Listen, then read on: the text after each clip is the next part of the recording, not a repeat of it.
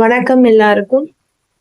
என்ன டாபிக் அப்படின்னா, in no contact situation உங்க நபருடைய ஆழ் மனதுல உங்களை பத்தி என்ன நினைக்கிறாங்க, அதாவது உங்க கூட சேரணும்னு ஆசைப்படுறாங்க அப்படின்னு சொல்லி பார்க்கலாம்.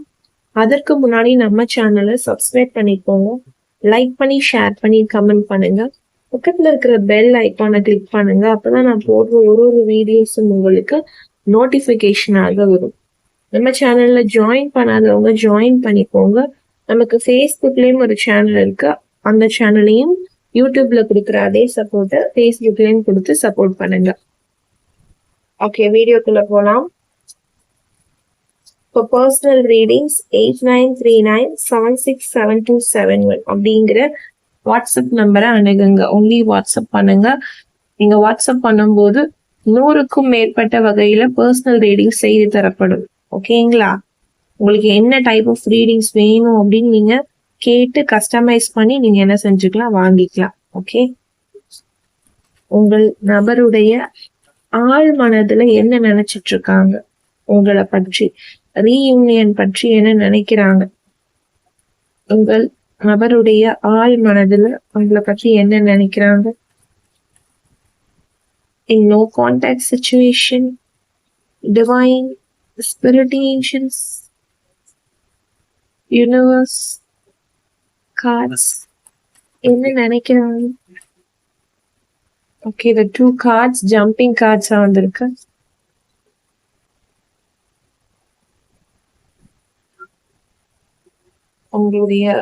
உங்களுடைய ஆழ் மனதில் உங்களை பத்தின திங்கிங் என்னவாக இருக்கு. In no contact situation, wow, bottom of the deckல வந்து பார்ட்னர்ஷிப் கார்டு வந்திருக்கு.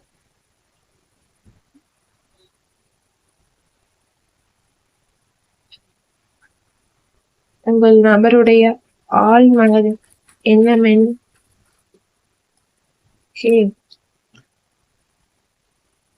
நல்ல நல்ல கார்ட்ஸா வருது.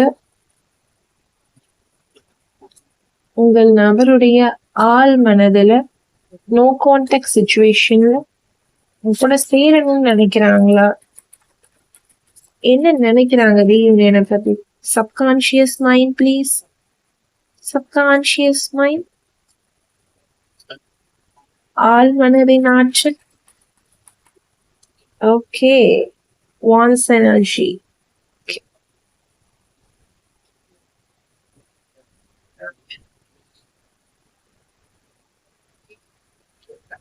அவங்களுடைய ஆழ் மனது அப்படின்னு பாக்குறப்போ இவங்க வந்து வெளியில வந்து ரொம்பவே கம்பீரமா இருப்பாங்க. அதாவது இந்த நபர் வந்து எவ்வளவுதான் உள்ள கஷ்டப்பட்டுட்டு இருந்தாலும் அழுதுட்டு இருந்தாலும் வெளியில பாக்குறப்போ ரொம்ப வந்து ஒரு கம்பீரமான லுக், ஒரு போல்டான லுக், ஒரு கரேஜியஸான லுக் வந்து கொடுப்பாங்க. ஒரு நேச்சுரல் ஒரு லீடர்ஷிப் குவாலிட்டி வந்து இருக்கும். நான் தான் அப்படிங்கிற ஒரு எண்ணம் வந்து இருக்கும். அது வந்து ஈகோன்னு சொல்ல முடியாது. அதே நேரத்துல வந்து அவங்களுக்கு ஈகோ இல்லை அப்படிங்கிறதும் அர்த்தம் கிடையாது. ரொம்ப ஈகோயிஸ்டிக் பர்சனா அப்படின்னு கேட்டா இல்ல. பட் ஈகோவே இந்த நபருக்கு இருக்காதான்னு கேட்டா அப்படி சொல்ல முடியாது. நிச்சயமா ஈகோ என்பது எல்லாருக்கும் இருக்கும். இந்த நபருக்கும் ஈகோ இருக்கு. ஆனா அந்த ஈகோவே ஒரு கம்பீரமாக நான் தான் அப்படிங்கிற ஒரு எண்ணத்தோடையும் ஒரு என்ன சொல்றது, இவங்களை பார்த்தாலே ஒரு கம்பீரம். இவங்க வந்து உடைஞ்சு போயிருக்காங்க, இவங்க வந்து கஷ்டத்துல இருக்காங்க அப்படின்னு சொல்லி ஈஸியா கண்டுபிடிக்க முடியாத அளவுல மெயின்டைன் பண்ணுவாங்க அப்படின்னு சொல்றேன். அதாவது வெளியில புலி வீட்டுல எலி அப்படின்னு சொல்லுவாங்க இல்லைங்களா. வெளியில வந்து ரொம்பவே வந்து புலி மாதிரி காமிச்சுப்பாங்க, நான் தான் அப்படிங்கிற மாதிரி காமிச்சுப்பாங்க. வீட்டுல வந்து பார்த்தா அப்படியே டோட்டல் வந்து ஆப்போசிட்டா இருப்பாங்க. ரொம்ப வந்து என்ன செஞ்சுட்டு இருப்பாங்க, இவங்கதான் கெஞ்சுறவங்களா இருப்பாங்க, சாரி சொல்றவங்களா இருப்பாங்க, ரொம்ப பின்னாடி வரவங்களா இவங்கதான் இருப்பாங்க. இன்னொன்னு கூட சொல்லலாம், அதாவது வெளியில வந்து கம்பீரமா இருந்தாலும் உள்ளுக்குள்ள வந்து குழந்தை மனம் கொண்டவர்கள் இவங்க. ஓகேங்களா, அப்படிப்பட்ட ஒரு பர்சன் தான் உங்க பர்சன். இது எத்தனை பேர் கவனிச்சிருக்கீங்கன்னு தெரியல, எத்தனை பேருக்கு இது தெரியும்னு தெரியல, தெரியாம கூட இருக்கலாம். ஓகேங்களா, இந்த நபரா குழந்தை அப்படிங்கிற மாதிரி கூட சிலருக்கு தோணலாம். ஆனா கார்ட்ஸை பார்க்கும்போது நிச்சயமாக இவங்களுக்கு ஒரு குழந்தைத்தனம், குழந்தை குணம் வந்து மனசுல இருக்கும். அது உங்களுக்கு தெரியணும் அப்படிங்கிறது அவசியம் கிடையாது. ஏன்னா அவங்க வெளியில எப்படி காமிச்சுக்கிறாங்க, நான் ரொம்ப கம்பீரமான ஒருத்தன், நான் எதை பத்தியும் கலங்காத ஒரு பர்சன் நானு, நீ போனா என்னை விட்டு நீ போயிட்டே இருக்கலாம், தாராளமா போ அப்படின்னு சொல்லுவாங்க. ஆனா அத கூட அழுதுகிட்டு ஒரு கஷ்டத்தோட தான் சொல்லுவாங்களே தவிர முழு மனதோட சொல்லுவாங்களான்னு கேட்டா கிடையாது. உங்களுக்கு வந்து அது தெரியாது இல்லைங்களா? நீங்க பார்க்கும்போது அவங்க உங்கள போ அப்படின்னு சொல்றது மட்டும்தான் உங்க கண்ணுக்கு தெரியும். அவங்க அத எந்த மனநிலையோட சொல்றாங்க? ஆழ் மனசுல என்ன நினைச்சிட்டு இருக்காங்க? அவங்களுடைய சப்கான்ஷியஸ் மைண்ட்ல உங்கள பத்தி ஒரு திங்கிங் ஓடும் இல்லைங்களா? அது உங்களுக்கு கண்டிப்பாக தெரிந்திருக்க வாய்ப்பு கிடையாது. நீங்க அவங்கள வெளியில பார்க்கிறத வச்சு முடிவு பண்ணுவீங்க. இந்த பெர்சன் இப்படிதான். இரக்கம் இல்லாம போன்னு சொல்றாங்க பாரு. இரக்கம் இல்லாம லவ் பண்ணிட்டு விட்டுட்டு போயிருக்காங்க பாரேன். அப்படிங்கிற மாரி தான் தோணும். எப்படித்தான் இப்படி உடையாம இருக்காங்க? எப்படித்தான் இப்படிலாம் இருக்கிறாங்க? அப்படிங்கிற மாரி தோணுனாலும், உள்ளுக்குள்ள உங்கள போ அப்படின்னு சொல்லிட்டு, உள்ளுக்குள்ள வந்து அவ்ளோ அழுகை, அவ்ளோ வந்து வேதனைப்பட்டுட்டு இருக்காங்க. ஒரு குழந்தை மாதிரி அப்படிங்கிற மாதிரி தான் எனக்கு தெரியுது. ஏன்னா, இவங்க எத பத்தி நெனச்சாலுமே ரொம்ப பெரிய அளவுல தான் நெனைப்பாங்க. ஒரு பிசினஸ் பண்ணாலும் சரி, ஒரு கெரியரும் சரி. அப்ப தன்னுடைய வாழ்க்கைய பற்றி இவங்களுக்கு எவ்ளோ கனவு இருந்திருக்கும், எவ்ளோ ஆசைகள் இருந்திருக்கும் இல்லைங்களா?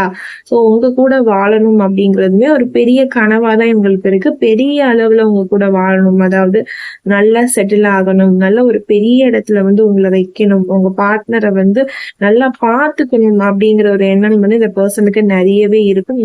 அதாவது ஜென்ரலா எல்லாருக்கும் அவங்க பார்ட்னர பார்த்துக்கணும் அப்படிங்கிறது இருக்கும். ஆனா இவங்களுக்கு ஒரு படி மேலாக போய் நல்லா லக்ஸூரியஸா பார்த்துக்கணும், ரிச்சஸ்ட்டா பார்த்துக்கணும், ஒரு பணக்கார தன்மையா பார்த்துக்கணும். ஏன்னா, இவங்க எத யோசிச்சாலும் பெரிய அளவுல தான் யோசிப்பாங்க. ஒரு சின்ன பிசினஸ்லாம் பண்ண மாட்டாங்க. பெருசுதான். எல்லாமே ஒரு அகலக்கால் வைக்கக்கூடிய ஒரு பெர்சனாக இருப்பாங்க. ஒரு சின்ன கால் வைக்க தெரியாது. எடுத்தோனே சிம்பிளா பண்ணலாம், சிம்பிளா இருக்கலாம். இவங்க கொஞ்சம் லக்ஸூரியஸா இருப்பாங்க. எல்லாமே கொஞ்சம் ட்ரெஸ்ஸிங்ஸ்ல இருந்து பேசுற பேச்சு வரைக்குமே எல்லாமே லக்ஸூரியஸா இருக்கும். சோ அதுல கூட உங்களுக்கு ஒரு ப்ராப்ளம் வரலாம். நீ வந்து கொஞ்சம் கம்மியா தான் செலவு பண்ணிக்கோயேன். எதுக்கு இவ்ளோ ஆடம்பரமா இருக்க? அப்படின்னு நீங்க கேட்கலாம். இவங்க வந்து சொல்லலாம், எதுக்கு நான் என் இஷ்டம் போல தான் இருப்பேன். இருக்கிறது ஒரு லைஃப். எல்லாம் வாங்கிட்டு போவோம், எல்லாம் அனுபவிச்சுட்டு போவோம் அப்படிங்கிற மாரி அவங்க பேசலாம். சோ இதுவே உங்களுக்குள்ள வந்து ஒரு பெரிய ப்ராப்ளமா இருக்கலாம். நீங்க வந்து ரொம்ப சிம்ப்ளஸ்டான ஒரு பெர்சனா இருக்கலாம்.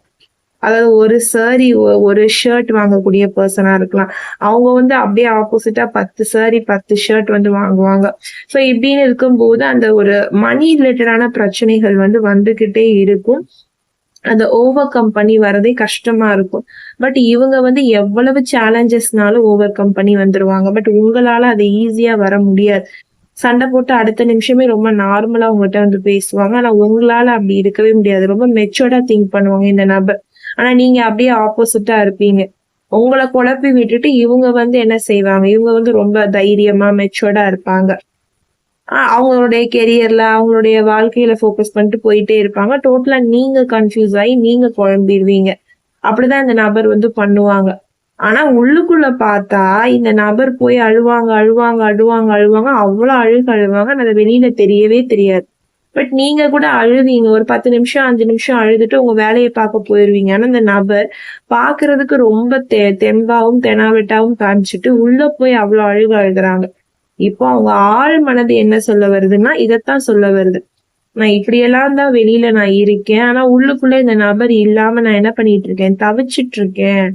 அப்படியே துடிச்சு போயிருக்கேன். இவங்க என் கூட சேர மாட்டாங்களா? நானும் இவங்களும் ஒரு ஒண்ணாக சேர்ந்து இருக்க முடியாதா? அப்படிங்கிற நிலையில நான் இருக்கேன். அப்படிங்கிற மாரி சொல்றாங்க. இவ்ளோ விஷயம் நான் சொல்லியிருக்கேன் அப்படின்னா, இந்த ஒரு கார்ட் அவ்ளோ விஷயங்கள் வந்து வெளிப்படுத்துது. டீட்டெயிலா இந்த ஒரு கார்ட் சொல்லிருச்சு. அவங்க மனசுல என்ன இருக்கு அப்படின்னு நீங்க கேட்டா, அந்த ஒரு கார்ட்ல சொல்லிடலாம். ஜென்ரலா என்ன சொல்லிடலாம்? வெளியில ரொம்ப ஆட்டிட்யூடா இருப்பாங்க. உள்ளுக்குள்ள குழந்தையா இருப்பாங்க. அவ்வளவுதான். அப்ப நீங்க வேணும்னு உள்ளுக்குள்ள நினைச்சுட்டு வெளியில வந்து போனா போ அப்படிங்கிற ஒரு ஆட்டிட்யூட்ல இருக்காங்க. ஆனா இவங்க ஆழ் மனசுல நம்ம இப்போ ரீடிங்ஸா எடுத்துட்டு இருக்கோம் அப்படின்னும்போது நம்மளால அத வந்து என்ன பண்ணிட முடிஞ்சுச்சு? ஃபைண்ட் அவுட் பண்ண முடிஞ்சுச்சு.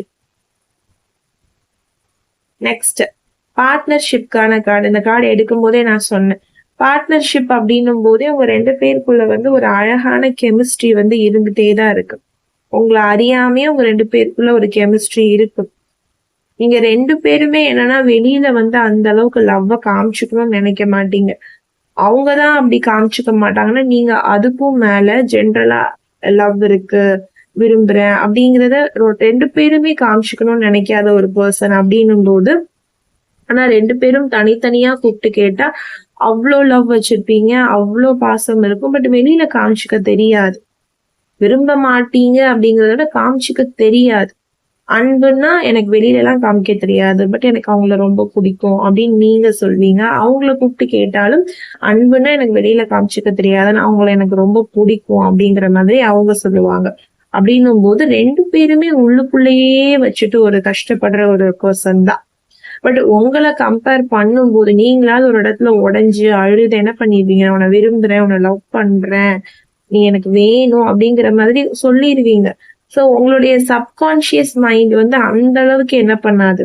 ஆசைகளையும், தேவைகளையும், சோகங்களையும், கஷ்டங்களையும் அடக்கி வைக்காது. கொட்டி, கொட்டி, கொட்டி அப்பப்ப தீர்த்துருவீங்க. ஆனா இந்த நபருடைய சப்கான்ஷியஸ் மைண்ட் ஆழ் மனச பாக்குறப்போ, காதல், கஷ்டம், சோகம், வேதனை, வலி, பிரிவு, எப்படா சேருவோம்? எப்படா ரீயூனியன் ஆகும்? அப்படிங்கிறதெல்லாம் அந்த ஆழ் மனசுல போய் தான் என்ன பண்ணி வச்சிருக்காங்க? தேக்கம் பண்ணி வச்சிருக்காங்க. அதாவது சேவ் பண்ணி வச்சிருக்காங்க. ஆழ் மனசு அவ்ளோ விஷயங்கள் சொல்லுது. இந்த இவங்களுடைய ஆழ் மனசு அவ்ளோ விஷயங்கள வந்து சொல்லுது. ஏன்னா அவங்க அத வெளியிலேயே காமிச்சுக்கணும்னு நினைச்சிருக்க மாட்டாங்க. நிமிஷம் கூட அத வெளியில காமிச்சுக்கணும். நம்மளுக்கு இப்படி ஒரு ஃபீலிங்ஸ் இருக்கணும் அப்படிங்கிறதையும் அவங்க சொல்லணும்னு நினைச்சிருக்க மாட்டாங்க. சோ இவங்களுடைய ஆழ் மனசே அவ்ளோ விஷயங்கள் வந்து சொல்லுது.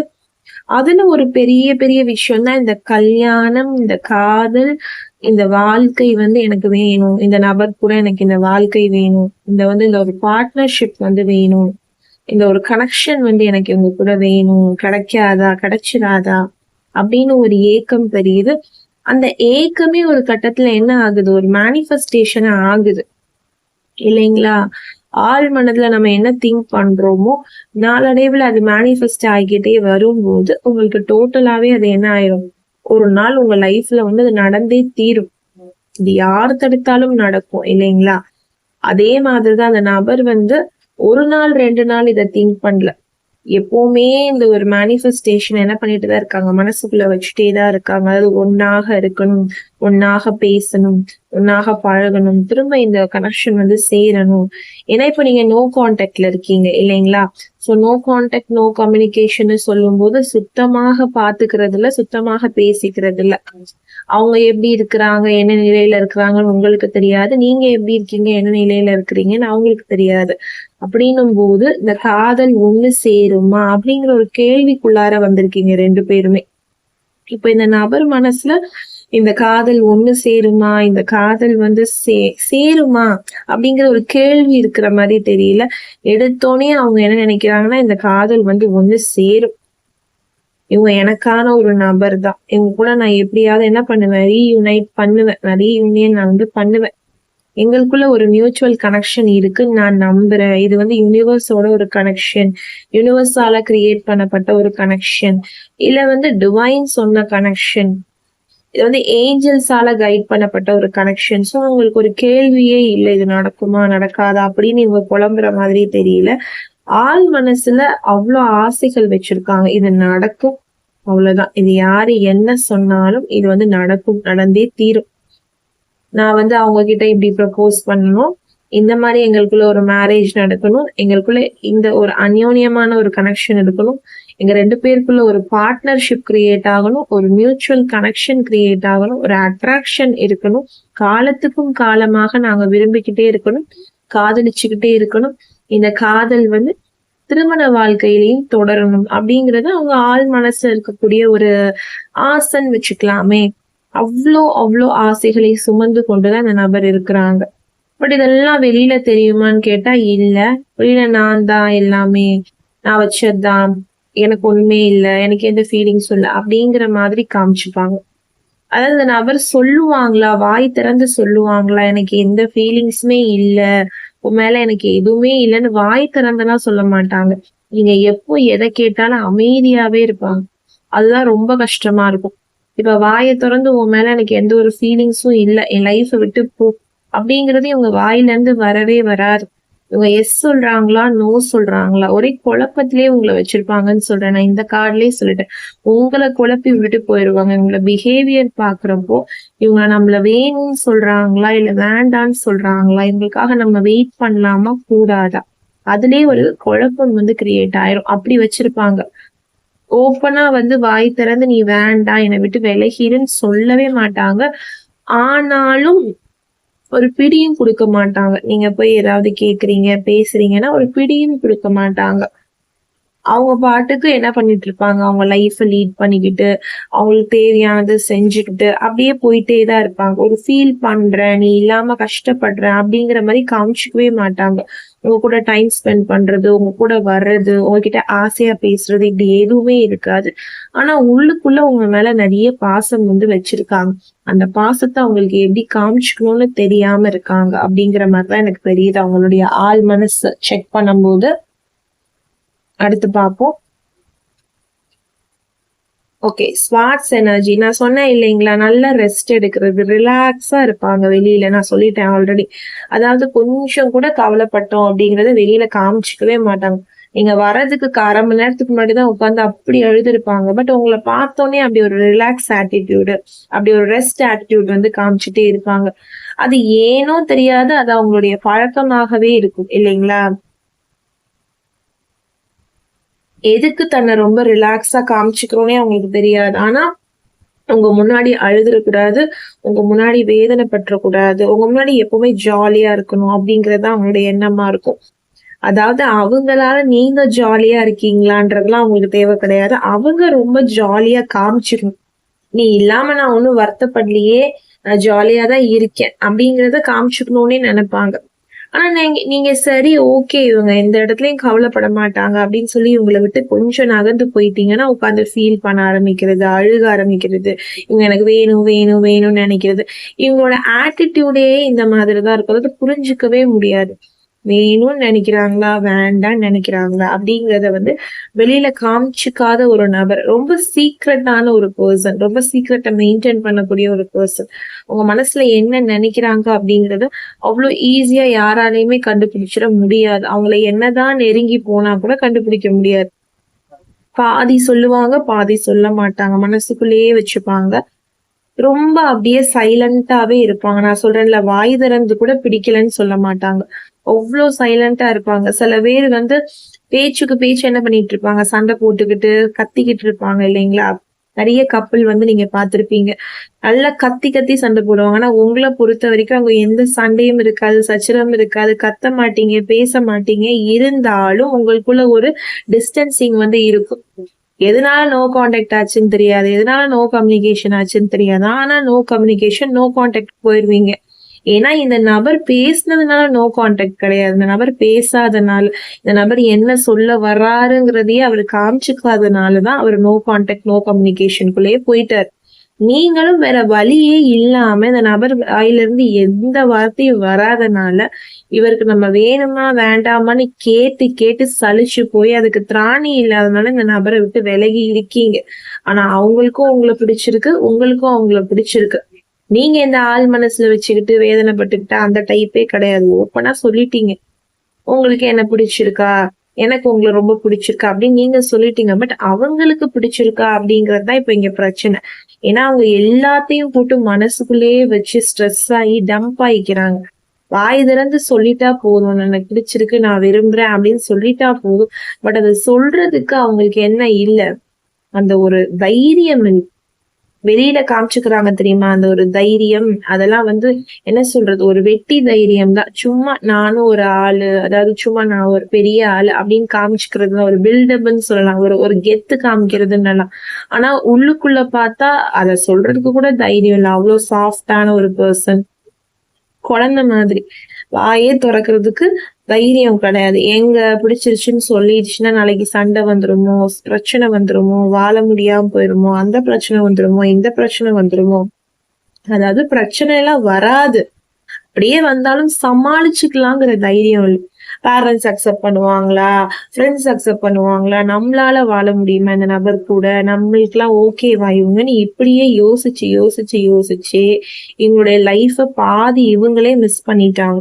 ஸோ இனிமேலாவது இவங்க என்கிட்ட வந்து பேசுவாங்களா மேம், எனக்கு வந்து என்கிட்ட சொல்லுவாங்களா அவங்க மனசுல என்ன இருக்கு அப்படின்றத வந்து கேட்டா கண்டிப்பா சொல்லுவாங்க. ஏன்னா இங்க தெரியுதுங்களா, ரீட்ரீட் அப்படிங்கிற ஒரு வார்த்தை இருக்குது, தெரியுதுங்களா? ரீட்ரீட் அப்புறம் ரெனியூவல்னு இருக்கு பாருங்க.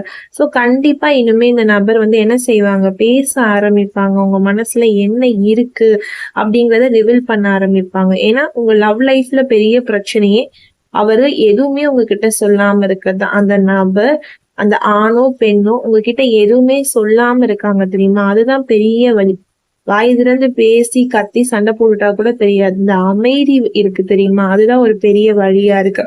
இந்த அமைதி உடையுமா, இந்த அமைதி உடைக்கப்படுமா, இவங்க மனசுல என் மேல இருக்கிற ஃபீலிங்ஸ சொல்லுவாங்களா, எங்க ரிலேஷன்ஷிப் அடுத்தடுத்து போகுமா, ஏன்னா நாங்க நோ கான்டாக்ட்ல இருக்கோம், அவர் என்ன நினைக்கிறாருன்னு எனக்கு தெரியாது, நான் என்ன நினைக்கிறேன்னு சொன்னாலும் புரிஞ்சுக்க மாட்டேங்கிறாரு, கால் பண்ணாலும் பிளாக் பண்றாரு, கட் பண்றாரு, பேச மாட்டேன்றாருன்னா இதுதான் வந்து பெரிய பெரிய ரீசனா இருக்கு. இது போக போக போக இவங்க காதல் குடுக்கிற பிரச்சனையில, அந்த ஏக்கத்துல, அந்த மிஸ்ஸிங் ஃபீலிங்ஸ்ல ஆட்டோமேட்டிக்கா இந்த பர்சன் வந்து உங்ககிட்ட என்ன செய்வாங்க, ஓபன் அப் பண்ணி சொல்லுவாங்க. ஏன்னா இங்க கார்ட்ல இருக்கு ரீட்ரீட், ரினியூவல். அதாவது திரும்ப திரும்ப திரும்ப இந்த விஷயத்த பத்தி யோசிச்சு யோசிச்சு யோசிச்சு அவங்க என்ன பண்ணுவாங்க, டென்ஷன் ஆகி ஆகி உங்ககிட்ட ஒரு கட்டத்துக்கு மேல வந்து நீ இல்லாம என்னால இருக்க முடியாதுன்னு வாயை திறந்து என்ன பண்ணிடுவாங்க, சொல்லிடுவாங்க. அதுதான் இங்க வந்து விஷயம். ஏன்னா எவ்வளவு நாளைக்குதான் ஆள் மனசுலயே வச்சு ஃபீல் பண்ணிட்டு இருப்பாங்க. ஒரு கட்டத்துல உங்ககிட்ட அவங்க சொல்லிதானே ஆகணும். வெயிட் பண்ணுங்க. ஓகே, அடுத்தபடியாக card knight of cups. Knight of cups அப்படின்னு சொல்லும் போது இந்த நபருக்கு நிறைய உங்ககிட்ட பேசணும், பழகணும், உங்ககிட்ட வந்து அந்த மாதிரி பண்ணணும், இந்த மாதிரி சர்ப்ரைஸ் பண்ணணும், இந்த மாதிரி பேசணும் இப்படின்னு சொல்லி நிறைய ஆசைகள் இருக்கு. பார்க்கத்தான் வந்து அப்படியே ஒண்ணும் தெரியாத மாதிரியே இருப்பாங்க. பட் நிறைய கிரியேட்டிவ் மைண்ட் இருக்கு. அதாவது நீங்க வரதுக்குள்ள சர்ப்ரைஸ் பண்றது, உங்களுக்கு தெரியாம கிஃப்ட் பண்றது, உங்களை ஃபாலோ பண்றது, உங்களுக்கு என்ன பிடிச்சிருக்குன்னு தெரிஞ்சுக்கிறது, உங்களை சுத்தி இருக்க நபர்கிட்ட கேட்கறது, உங்களுக்கு என்ன பிடிச்சிருக்கு, உங்களுக்கு என்ன வேணும் அப்படின்னு தெரிஞ்சுக்கிறது, அதாவது உங்களை பத்தி தெரிஞ்சுக்கிறதுல ரொம்ப ஆர்வமா இருப்பாங்க. ரொம்ப கிரியேட்டிவா சர்ப்ரைஸ் பண்ணணும்னு நினைப்பாங்க. அதாவது எல்லாரும் யூஸ்வலா கொடுக்குற மாதிரி ஒரு பொக்கேவோ ரோஸோ அதெல்லாம் கிடையாது. பண்ணா பெரிய அளவுல வந்து சர்ப்ரைஸ் பண்ணுவாங்க. அந்த மாதிரி ஒரு ஐடியா வச்சிருப்பாங்க. ரொம்ப ரொமான்டிக்கான ஒரு பர்சனா இருப்பாங்க. பார்க்க ரொம்ப அழகுடையவங்களா இருப்பாங்க. ரொம்ப இமேஜினேஷனா இருப்பாங்க. பியூட்டி ஃப்ரம் த ஹார்ட், அதான் முக்கியம். அழகுன்னு நான் சொன்னேன் இல்லைங்களா, வெளி தோற்ற அழகு கிடையாது. தப்பா எடுத்துக்காதீங்க, தப்பா புரிஞ்சுக்காதீங்க. அழகு என்பது புற அழகு கிடையாது, அக அழகு. அதாவது மனதில் ரொம்ப அழகான நபராக இருக்கிறாங்க. அதைத்தான் நான் இங்க அழகுன்னு மென்ஷன் பண்ணியிருக்கேன். மனதுல யார் அழகா இருக்கிறாங்களோ அவங்கதான் உண்மையான அழகுடையவங்க. அதைத்தான் இந்த கார்டு சொல்லுது. ஸோ மனதில் இந்த பர்சன் வந்து ரொம்ப அழகான ஒரு நபர். உங்ககிட்ட எப்படியெல்லாம் பேசணும், எப்படியெல்லாம் பழகணும், எப்படியெல்லாம் ப்ரப்போஸ் பண்ணணும் அப்படின்னு சொல்லி மனசுக்குள்ள ஒரு பெரிய கோட்டையே கட்டி வச்சிருக்காங்க. இந்த மாதிரி ப்ரப்போஸ் பண்ணலாமா, அந்த மாதிரி ப்ரப்போஸ் பண்ணலாமா. ஸோ இவ்வளவு ஆசைய மனசுக்குள்ள வச்சுக்கிட்டு பிடிக்காத மாதிரியே பண்ணிட்டு இருக்காங்க. அதாவது பிடிக்காத மாதிரிங்கிறத விட ஒரு மாதிரி வாயே திறக்க மாட்டேன்றாங்க. பிடிக்கலங்கிறத வாயை திறந்து சொன்னாதானே. ஆனா இவங்க பிடிச்ச மாதிரியே என்ன செஞ்சிட்டு இருக்கிறாங்க, பழகிக்கிட்டு வாயை திறக்க மாட்டேங்கிறாங்க. பிடிச்ச மாதிரிதான் இருக்காங்க, உங்க கூடயே இருப்பாங்க, உங்க கூடயே இருந்துட்டு இருப்பாங்க. ஆனா உங்களை கண்டுக்க மாட்டாங்க, உங்ககிட்ட பேச மாட்டாங்க. அப்படின்னும் போது நீங்க எப்படி புரிஞ்சுக்குவீங்க? அதான் ஒரு கட்டத்துல என்ன செஞ்சிருச்சு, நோ கான்டாக்ட் ஆக போயிருச்சு. ஆனா அவ்வளவு ஆசைகள் வந்து வச்சிருக்காங்க. நான் கார்டை ஜூம் பண்றேன் பாருங்க. ஒரு இப்படி ப்ரப்போஸ் பண்ணணும், அப்படி ப்ரப்போஸ் பண்ணணும், இந்த மாதிரி பேசணும், அந்த மாதிரி பேசணும்னு பல ஆசைகள் வந்து உங்களுக்காக உங்க மேல வச்சிருக்காங்க. நிச்சயமா இது வந்து ஃபியூச்சர்ல அடுத்து இந்த பர்சன் வந்து செயல்படுத்துவாங்க. இவங்களுடைய இந்த ப்ரப்போசல் எல்லாம் நீங்க ஃபியூச்சர்ல பாப்பீங்க. இவங்களுடைய இந்த பியூட்டி எல்லாம் நீங்க என்ஜாய் பண்ணுவீங்க. இவங்க உங்ககிட்ட வந்து எப்படி எப்படிலாம் அழகா வந்து ரொமான்டிக்கா ப்ரப்போஸ் பண்ண போறாங்க, அவங்க கூட எப்படிலாம் அவங்க லைஃபை ரீட் பண்ண போறாங்கன்னு சொல்லி கண்டிப்பாக வரும் நாட்கள்ல, வரும் ஃபியூச்சர்ல நீங்க பாப்பீங்க. இத பார்க்காமயே போயிடுவேனா, இத பார்க்காமயே நான் வந்து என் லைஃப் கடந்துருமான்னு நினைக்காதீங்க. நிச்சயமாக இந்த பர்சன் வந்து உங்ககிட்ட அவங்க மனசுல இருக்க காதல ஒரு நாள் இல்ல ஒரு நாள் சொல்லித்தான் தீரணும். அவங்க உங்களை பத்தி என்ன வச்சிருக்காங்க, அவங்க கூட எப்படியெல்லாம் பேசணும்னு நினைக்கிறாங்க, பழகணும்னு நினைக்கிறாங்க, லவ் பண்ணணும்னு நினைக்கிறாங்க, வாழணும்னு நினைக்கிறாங்கிறத அந்த ஒரு கார்டு என்ன பண்ணிடுச்சு, சொல்லிடுச்சு. நிச்சயமாக இதை சொல்லியே தீருவாங்க. ஓகேங்களா? ஸோ நோ கான்டாக்ட்ல இருந்தாலும் வருத்தப்படாதீங்க.